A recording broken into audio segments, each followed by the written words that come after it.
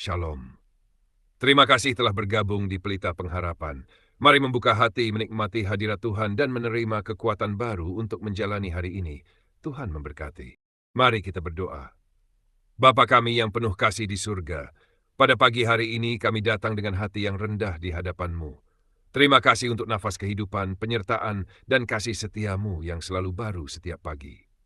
Sebelum kami merenungkan firman-Mu tentang menjadi terang dunia, bukalah hati dan pikiran kami agar dapat memahami kehendak-Mu.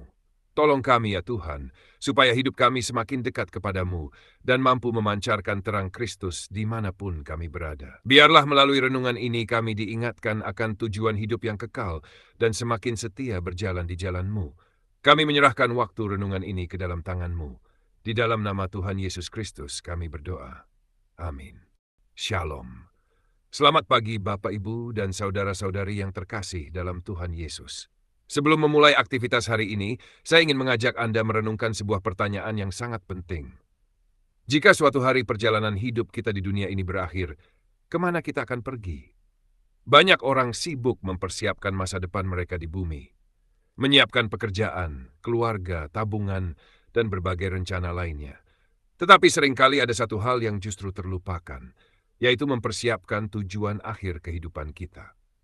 Pagi ini, Tuhan Yesus mengingatkan bahwa hidup kita bukan hanya untuk menjalani hari demi hari. Tuhan ingin hidup kita menjadi terang yang menunjukkan jalan kepada tujuan yang benar. Mari kita merenungkannya bersama-sama. Firman Tuhan dalam Matius 5 ayat 14-16 berkata, "Kamu adalah terang dunia. Kota yang terletak di atas gunung tidak mungkin tersembunyi.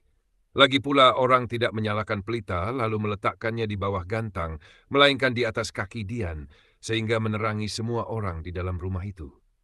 Demikianlah hendaknya terangmu bercahaya di depan orang, supaya mereka melihat perbuatanmu yang baik dan memuliakan Bapamu yang di surga." Saudara yang terkasih, melalui firman ini, Tuhan Yesus mengajarkan bahwa setiap orang percaya memiliki tanggung jawab untuk menjadi terang bagi dunia. Perhatikan bahwa Tuhan tidak berkata, usahakanlah menjadi terang.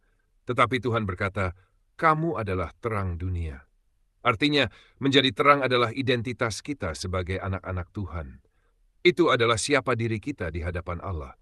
Memang pada awal perjalanan iman, mungkin kita harus belajar dan berjuang untuk hidup benar.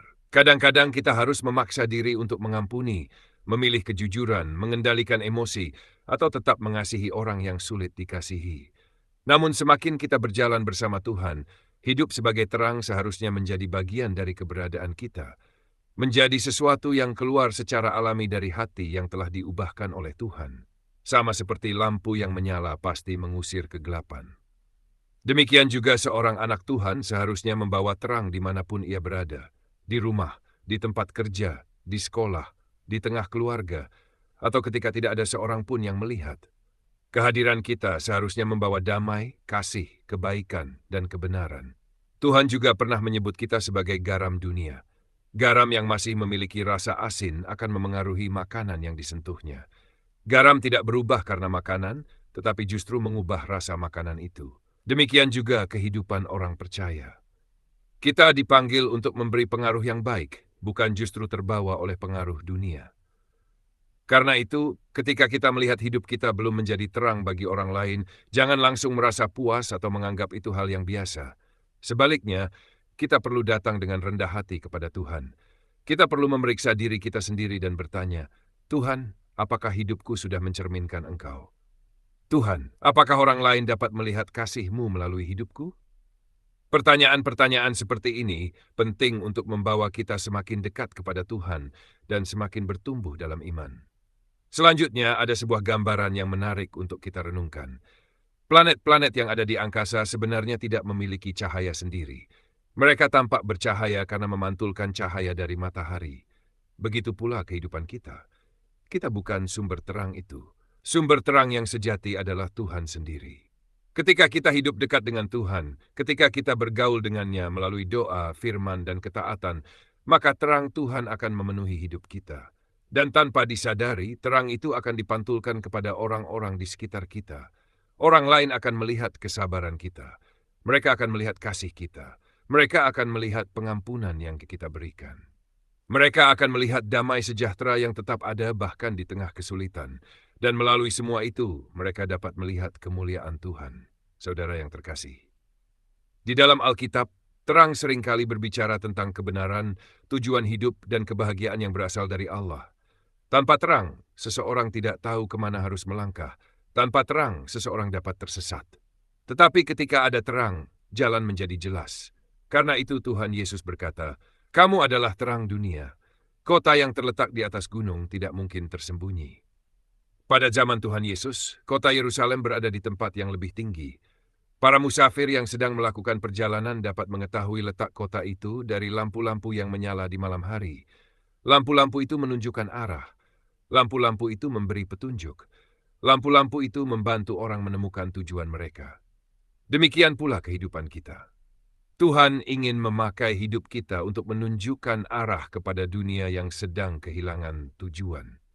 Bukan supaya kita dipuji, bukan supaya kita dianggap hebat, tetapi supaya orang lain dapat menemukan jalan menuju Tuhan, supaya mereka mengenal keselamatan yang ada di dalam Kristus, supaya mereka mengetahui bahwa ada pengharapan yang kekal bersama Allah. Dan disinilah kita sampai pada sebuah perenungan yang sangat penting. Cepat atau lambat, setiap manusia akan sampai pada akhir perjalanan hidupnya di dunia. Kita semua mengetahui bahwa suatu hari nanti kita akan meninggalkan dunia ini. Namun, seringkali kita hidup seolah-olah perjalanan ini tidak akan pernah berakhir. Kita begitu sibuk dengan urusan sehari-hari sehingga lupa memikirkan tujuan akhir kehidupan kita. Padahal kematian adalah sebuah kepastian. Tidak ada seorang pun yang tahu kapan waktunya tiba. Tidak bergantung pada usia, tidak bergantung pada kekayaan, tidak bergantung pada jabatan. Semua orang pada akhirnya akan berdiri di hadapan Tuhan. Karena itu pertanyaan yang paling penting bukanlah berapa lama kita hidup, melainkan apakah kita sudah berjalan menuju tujuan yang benar. Apakah hidup kita sedang menuju kepada Tuhan? Apakah kita sedang mempersiapkan diri untuk kehidupan kekal bersamanya? Tuhan sangat peduli terhadap hal ini. Dan karena kasih-Nya, Tuhan memanggil kita untuk menjadi terang. Terang yang bukan hanya menerangi jalan kita sendiri, tetapi juga membantu orang lain menemukan jalan menuju Yerusalem baru, yaitu kehidupan kekal bersama Allah. Kiranya pagi ini kita kembali diingatkan bahwa hidup kita memiliki tujuan yang mulia. Jangan biarkan terang yang Tuhan berikan menjadi redup. Tetaplah dekat dengan Tuhan. Tetaplah hidup dalam kebenaran. Tetaplah memancarkan kasih Kristus dimanapun Anda berada. Karena dunia membutuhkan terang itu, dan Tuhan telah mempercayakannya kepada Anda. Mari kita berdoa. Bapa yang penuh kasih, terima kasih untuk firman-Mu pagi ini. Terima kasih karena Engkau mengingatkan kami bahwa kami dipanggil untuk menjadi terang dunia. Ampuni kami Tuhan, jika selama ini hidup kami masih sering lebih dipengaruhi oleh kegelapan daripada memancarkan terang-Mu. Tolong kami agar semakin dekat kepadamu setiap hari. Penuhi hati kami dengan kasih-Mu, damai sejahtera-Mu, dan kebenaran-Mu.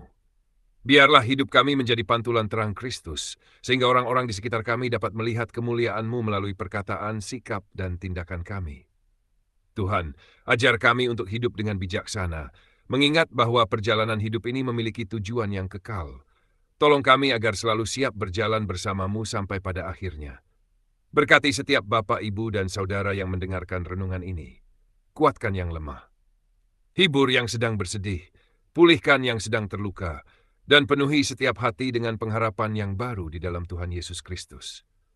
Di dalam nama Tuhan Yesus kami berdoa dan mengucap syukur. Amin. Sebelum Anda meninggalkan video ini, izinkan saya mengingatkan satu hal. Jika renungan ini memberkati Anda hari ini, klik like, subscribe, dan nyalakan tombol lonceng sekarang juga. Mungkin bagi Anda itu hanya satu klik, tetapi lewat satu klik itu, semakin banyak jiwa bisa dijangkau dan dikuatkan oleh firman Tuhan setiap pagi. Tuliskan pokok doa Anda di komentar. Tuhan Yesus memberkati.